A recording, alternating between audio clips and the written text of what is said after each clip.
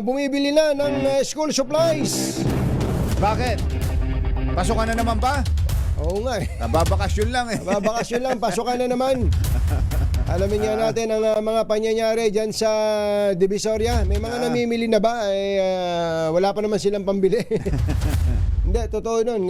May mga namimili na talaga maaga. Yung inaagahan para mas mura. Mas mura. Kasi habang dumidikit yung araw ng pasukan, namamahal.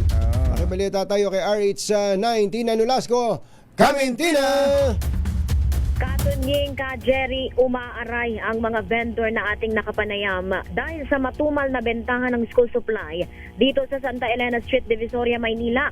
2 linggo bago ang pagbabalik eskwela sa June 8. Marami kasing mga magulang ang mas pinipili umanong mag-online shopping kaysa makipagsiksikan at makipagtawaran sa Divisoria.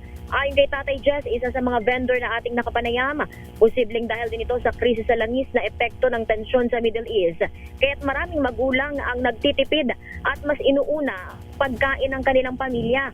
Ramdam din ng mga vendor ang bahagyang pagtaas sa presyo ng ilang pangunahing gamit sa eskwela, partikular na ang kilalang Mongol pencil o lapis. Mula kasi sa dating 70 pesos kada box, ngayon ay nasa 80 hanggang 100 pesos na ang kada kahon nito na naglalaman ng 12 piraso. Samantala, nananatili namang mura ang presyo ng ballpen na nasa 3 pesos hanggang 5 pesos ang kada piraso. Mas mababa kung wholesale na napapatak na lamang ng 2 pesos kada isa. Ang notebook naman mabibili ng 120 pesos bawat rim o 10 pesos kada piraso. Ang writing pad paper na 80 leaves, 150 pesos para sa isang bundle o 20 piraso. Ang intermediate paper, 80 pesos bawat bundle. Ang Crayola, naglalaro ang presyo sa 10 pesos hanggang 120 pesos. Depende sa brand at size.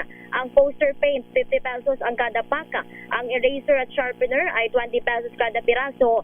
Mas mababa kung pakyawan o wholesale ang bili. Napapatak na lamang sa 18 pesos kada isa. Ang glue na 70 pesos hanggang 80 pesos ang kada piraso. Ang correction tape, 30 hanggang 40 pesos. Ang plastic envelope na ay nasa 100 pesos hanggang 150 pesos bawat pack. Ang gunting at cutter ay parehong 30 pesos ang kada piraso. Sa presyo naman ng mga bag, lunchbox at mga personal na gamit, ang backpack ay naglalaro sa 150 pesos hanggang 280 pesos ang isa. Ang character bags, 150 pesos hanggang 550.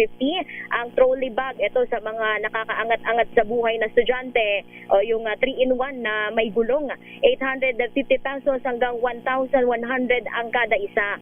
Ang pencil case, 70 pesos sa kada piraso. Meron ding 150 pesos para sa 2 piraso. Ang lunchbox, 100 hanggang 270 pesos.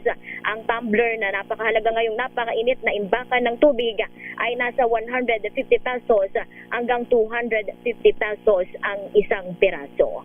Mula dito sa Divisoria, ito si RH19 na Nolasco para sa DZRH, una sa Pilipinas, una sa Pilipino. Maraming salamat sa iyo, RH9, Tina Nolasco.